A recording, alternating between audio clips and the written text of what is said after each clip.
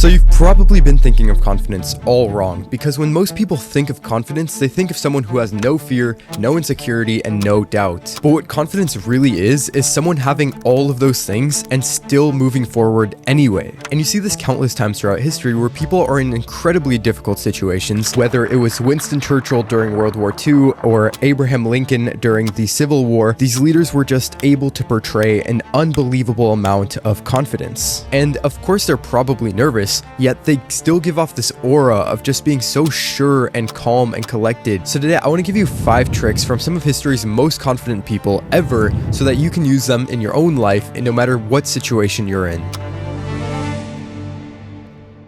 So first off, let's start with Churchill's victory stance. Churchill had this thing called his victory stance, and it's really simple. When you need to give yourself extra confidence, the first thing that you have to do is fix your posture. During the depths of World War II, Churchill always used his victory stance because it gave him confidence and it inspired the people around him. The British back then were also at the height of their power, and they were sort of known for having a sense of strength and nobility, even in the hardest of scenarios. So Churchill, showing up with his body posture, gave off an aura of already having that victory. This victory stance that Churchill used works for 2 reasons. The first is that when you open up your body, you automatically give yourself more confidence. More oxygen can get into your lungs, your blood starts flowing a bit faster, and you start to create a positive feedback loop, meaning that you train yourself so that when you have a good posture, you automatically become more confident, and when you're more confident, you automatically resort to that sort of posture. The other effect that this has is that you also give off an aura of confidence to the people around you. Your posture is the first thing people notice about you, and the more closed off you are, the more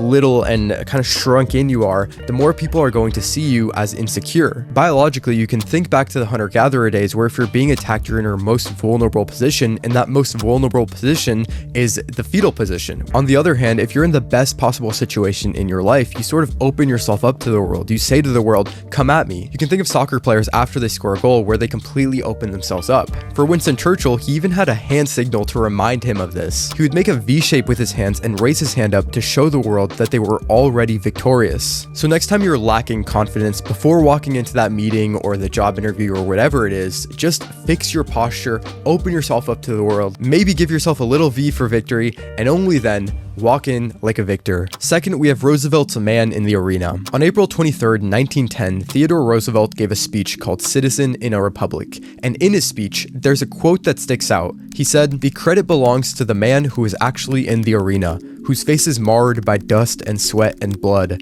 who strives valiantly, who spends himself in a worthy cause, who at the best knows in the end the triumph of high achievement, and who at the worst, if he fails, at least fails while daring greatly, so that his place shall never be with those cold and timid souls who neither know victory nor defeat." What a quote. I mean, it really does not get better than that, and it really shows Roosevelt's philosophy of confidence, that confidence is built off of action, not observation. What this quote pretty much says about confidence is that if you are not confident, it's not because there's something wrong with you, but it's because you're not actually in the arena. You can think of the arena as this circle. Inside the arena is the blood, sweat, and tears, real hard work. And everything outside of the circle is fairy tale land. It's people who are half in and half out. Of course, if you are half in and half out of something, you're not going to be confident because you yourself know in your heart that you're not fully committed. You're not giving it your all. You're not putting in the real hard work. You're just lying to yourself. And this is a very hard realization to come to. The people who are actually genuinely giving it their all will undoubtedly be confident because they know in their hearts that they are fully in. For an example, take 2 MMA fighters. One of them puts in an amazing camp every day. He worked extremely hard and he gave it his all. The second still trained, but he took days off. He drank throughout camp and his training wasn't as intense. Of course, the first one is going to be way more confident than the second one just because he put in the blood, sweat, and tears. Your actions can dictate your confidence. And so if you're not confident, you might want to figure out if you're actually committed to what you're doing. Are you all in, or do you have one foot in the circle and one foot out of the circle? Because if you're lacking confidence, then it simply might just be that you're not fully in the arena. Third trick is Napoleon's contingency preparedness. Before Napoleon would ever embark on a campaign, the first thing that he would do is make a plan. But what was so different about Napoleon's plans was that it wasn't a rigid plan. Instead, it was a very loose and flexible plan. What he would then do after having a very basic plan is he would take a bunch of note cards and write down every possible move that the enemy could make. And then for every note card that he had, he wrote down a contingency for every possible scenario. For everything that could happen on the campaign or on the battlefield, he had plan after plan after plan after plan. He once said, "The general who is not prepared for all contingencies is not fit to lead. Having this sort of strategic mindset in your life can help you gain more confidence because no matter what happens in any scenario, you already have a plan for it, and all you have to do is execute. Think of it like playing chess. If you go and play chess blindly, you're going to be nervous because you're going to have no idea what's going on and how to deal with the traps that are set for you. But if you walk in already knowing all the different positions on the chessboard, you can have a sort of confidence as you bait the opponent and react quickly to anything that's thrown your way. So what you can do in your own life is think of it like a chessboard. Instead of entering a situation completely blind, make a plan,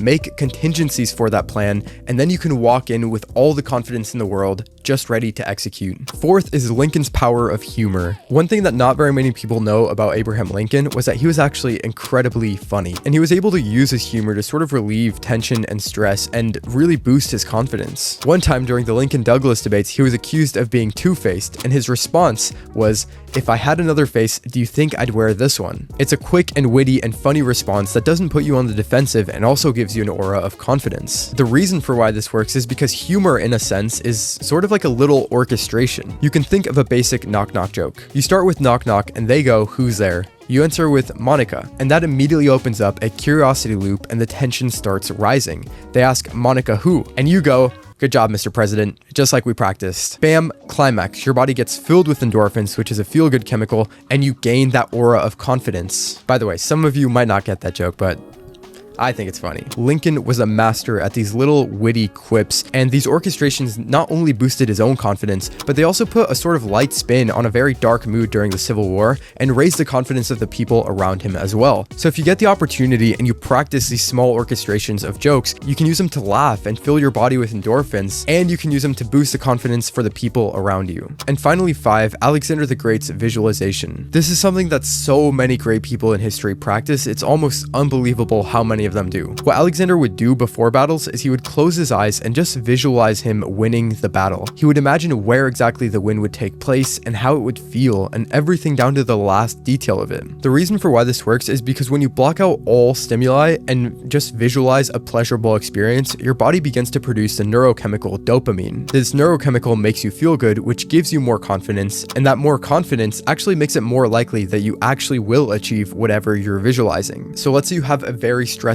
presentation coming up. If you just take a few minutes, close your eyes, and just visualize the presentation going extremely well, the people are engaged, your voice is incredibly clear, everything goes well. Suddenly when you walk into that room and actually perform, you're a lot more confident. This one might be the most powerful one, but of course it takes practice. The more you practice visualizing scenarios and then actually going and doing them, the more confidence you will build. Anyway, I hope you can use these tricks, and I hope this video increased your confidence a little bit. If you want daily doses of historical wisdom from me, then you should definitely check out Histos. The link is in the description, and I think that's it. So, yeah, go use the tricks and be more confident. See ya.